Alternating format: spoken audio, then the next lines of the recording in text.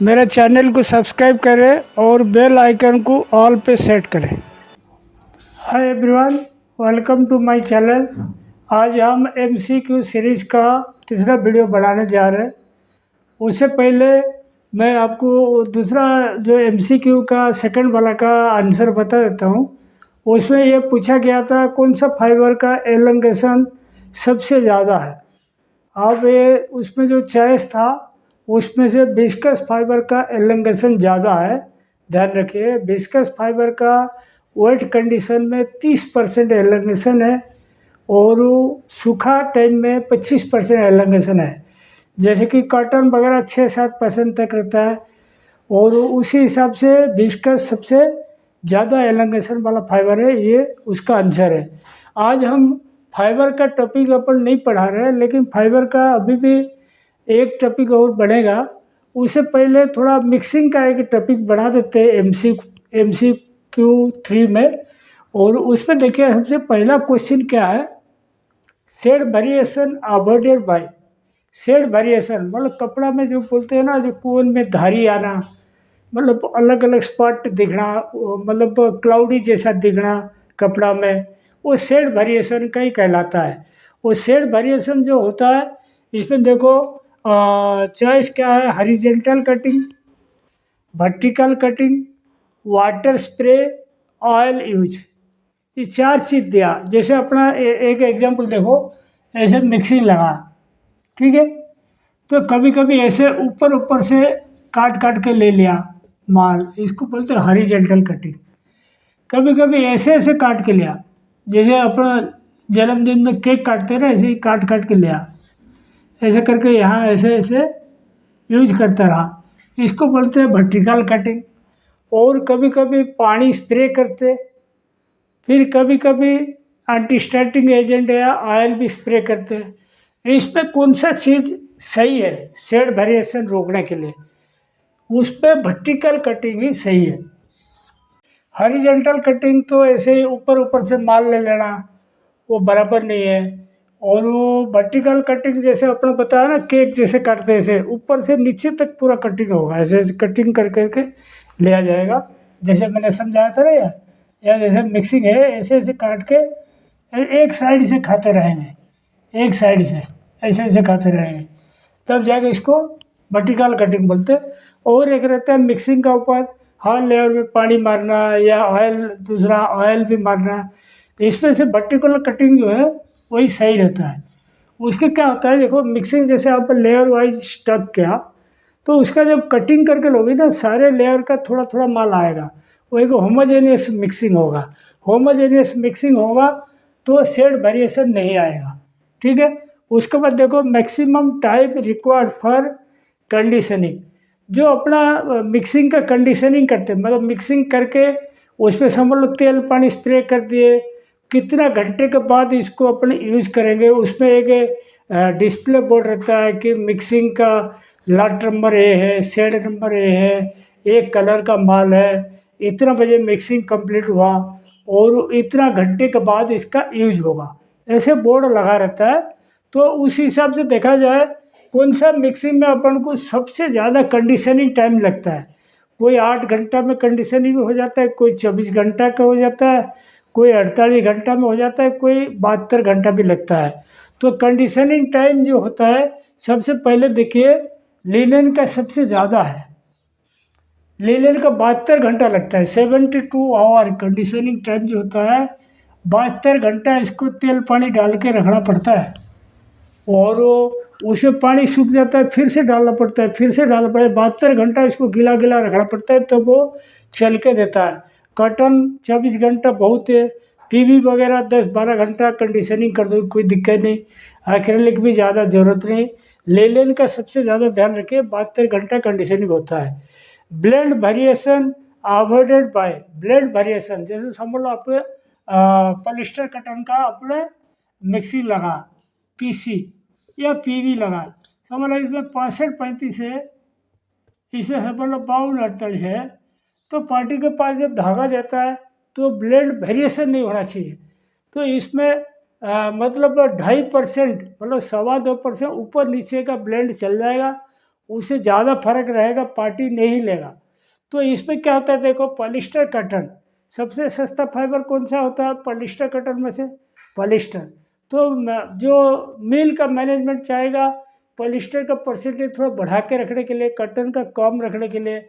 ऐसे पीवी में पॉलिस्टर सस्ता, विस्कस महंगा, तो हमेशा चाहेगा पॉलिस्टर का थोड़ा परसेंटेज ज़्यादा जाए।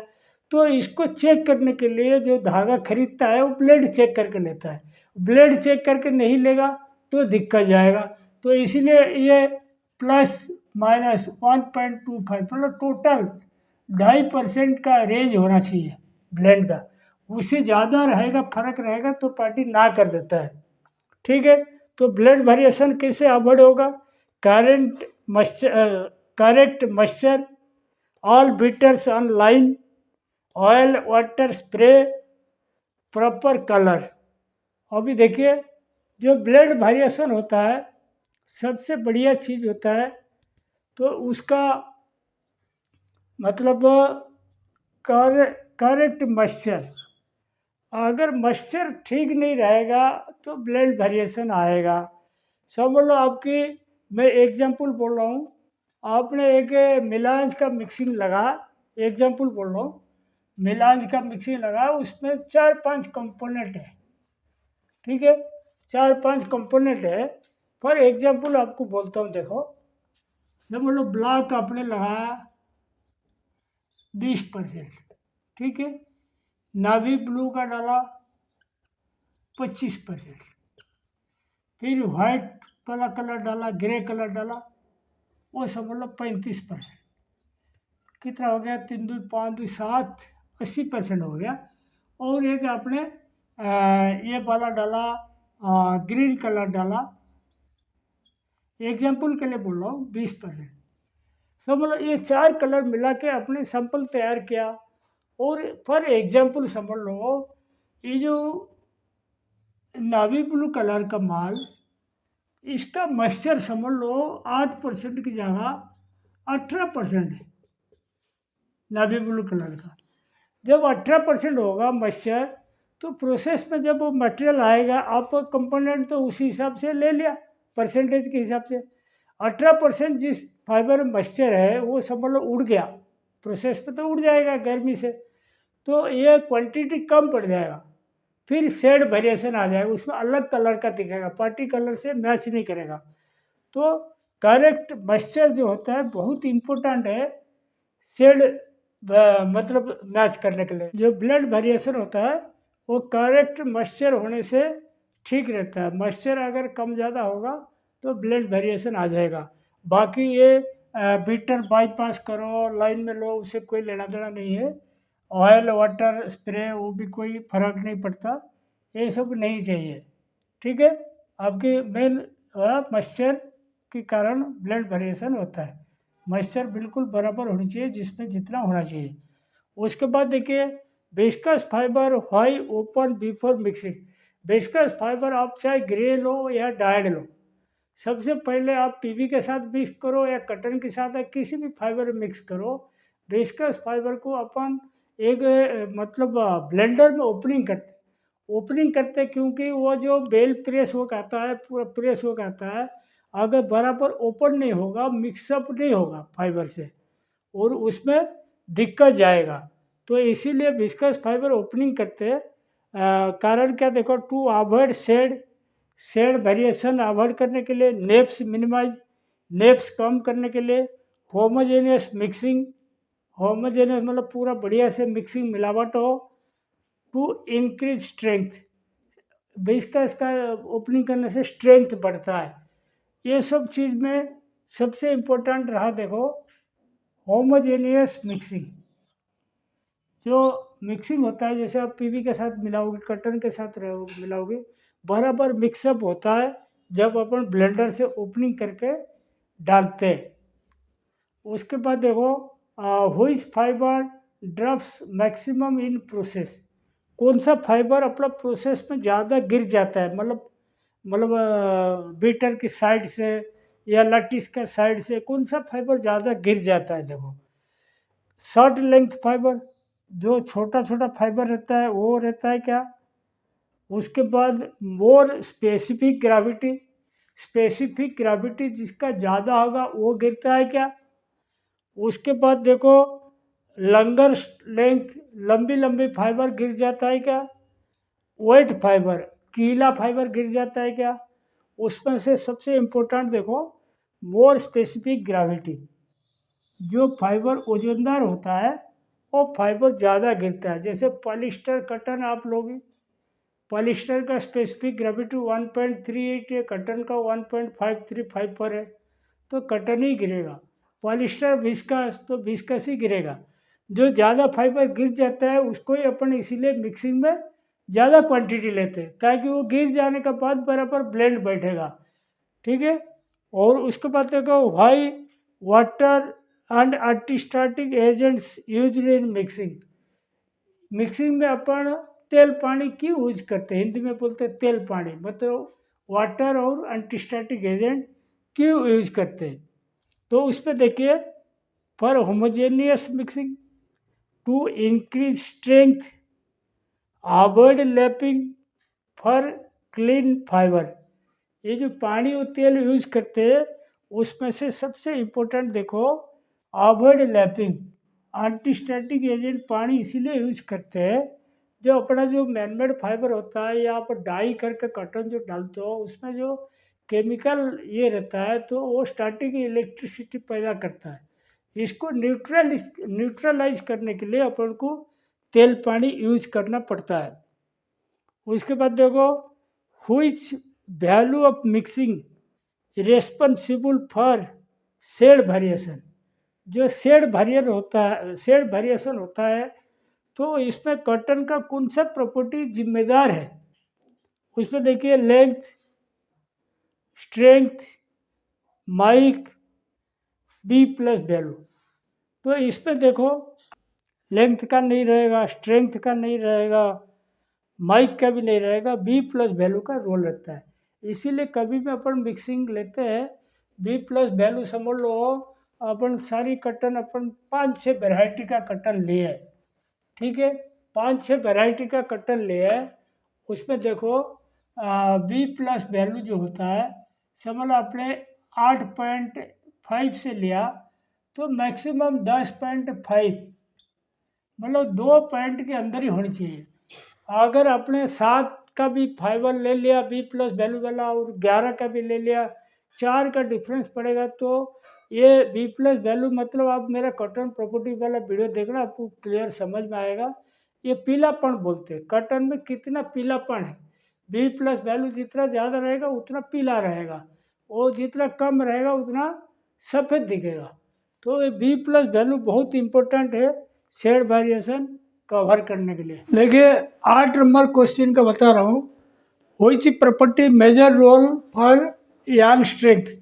जैसे आप लोग मिक्सिंग इशू करोगे तो कॉटन का सारी प्रॉपर्टी को ध्यान में रखते हुए आपको इशू करना पड़ता है। तो आपको मालूम होना चाहिए कौन सा प्रॉपर्टी से क्या क्या अपना प्रॉब्लम आता है। सबसे पहले देखिए जो यार्न का CSP होता है, CSP बढ़ाने के लिए कोई बोलता है लेंथ बढ़ा दो बढ़ जाएगा, कोई बोलता है माइक कम कर दो, कोई बोलता है स्ट्रेंथ बढ़ा दो, कोई बोलता है शर्ट फाइबर घटा दो। सारी चीज़ अपनी जगह सही है, लेकिन आप ध्यान रखना जो यार्न का CSP है ना, ये माइक स्ट्रेंथ सब ये सब रेस्पॉन्सिबल है, ट्रास भी है। सबसे ज़्यादा रेस्पॉन्सिबल देखो लेंथ यूनिफॉर्मिटी। आप स्ट्रेंथ कितना भी दे दो, माइक कितना भी पतला दे दो, ट्रास कितना भी कम कर दो, अगर लेंथ यूनिफॉर्मिटी बढ़िया नहीं रहेगा, आपकी धागे में जान नहीं आएगा, CSP नहीं आएगा। ये सबसे मेजर रोल होता है, इसका 45% का रोल रहता है। यानी CSP अगर 100% मानन हो तो ये जो पॉइंट बताया 45% रोल इसी का ही है। बाकी जो माइक है स्ट्रेंथ है सब 15 से 20% तक प्ले करता है रोल, सबसे मेजर रोल इसी का ही रहता है। ये perfect mixing layer size must be. जो मिक्सिंग लेयर वाइज जो बढ़ाते हैं अपन, हर लेयर में स्प्रे मारते हैं, आप मेरा मिलाज वाला वीडियो देखिएगा आपको मालूम पड़ेगा। वो उस पर जो परफेक्ट लेयर साइज होता है, हर लेयर जैसे कमरे पे फैलाते हैं एक एक लेयर करके अपन मिक्सिंग डालते रहते हैं, तो हर लेयर जो बढ़ाते हैं, लेयर सबसे बढ़िया सूटेबल कौन सा रहता है देखो, एक 50 केजी, एक 100 केजी, एक 200 केजी, एक 1000 केजी।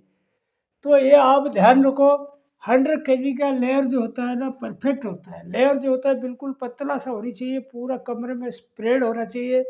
200 कर दोगे बहुत ज़्यादा हो जाएगा, 1000 तक कर दोगे बहुत बहुत बहुत ज़्यादा हो जाएगा, 50 करने से कम पड़ जाएगा। ये 100 केजी जो लेयर है हर जगह चलता है, कैलकुलेशन करने में सुविधा रहता है। जैसे 100 केजी का लेयर रखा तो जितना केजी उतना परसेंटेज मान लो, तो जितना कंपोनेंट है आपको आसानी से आपको कैलकुलेशन नहीं करना पड़ेगा। स्पाइरलिटी फॉल्ट क्रिएटेड फॉर, आपके मिक्सिंग में कौन सा चीज़ प्रॉब्लम होता है जो स्पाइरलिटी आता है। स्पाइरलिटी मतलब आपको बता दूं, जैसे आप कभी टी शर्ट पहनते हो, ऐसे एक साइड मुड़ जाता है, ऐसे कर तिरछा हो जाता है, फिर आप इसको सीधा करते रहते हो, इसको स्पाइरलिटी बोलते हैं। वो स्पाइरलिटी होता है जो अपना जब मिक्सिंग इशू करते हैं उसमें कौन सा रोल रहता है देखो। ट्रांस कम ज़्यादा होने से होता है क्या, माइक कम ज़्यादा होने से होता है क्या, आरटी वैल्यू कम ज़्यादा होने से, या नेप्स कम ज़्यादा होने से। सबसे इम्पोर्टेंट है देखो माइक।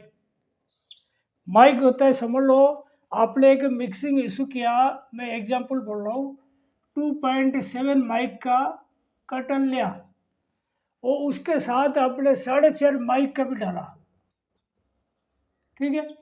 जब यान मतलब यान में ये सब फाइबर डिस्ट्रीब्यूट होगा, समझ लो जहाँ पे 2.7 का थोड़ा ज़्यादा फाइबर हो गया, वो ज़्यादा स्ट्रेंथ, मतलब ज़्यादा स्ट्रेंथ आ जाएगा, 4.5 होगा कम स्ट्रेंथ होगा, तो उसमें क्या जो यान का जो टीएम है वो अलग अलग आ जाएगा।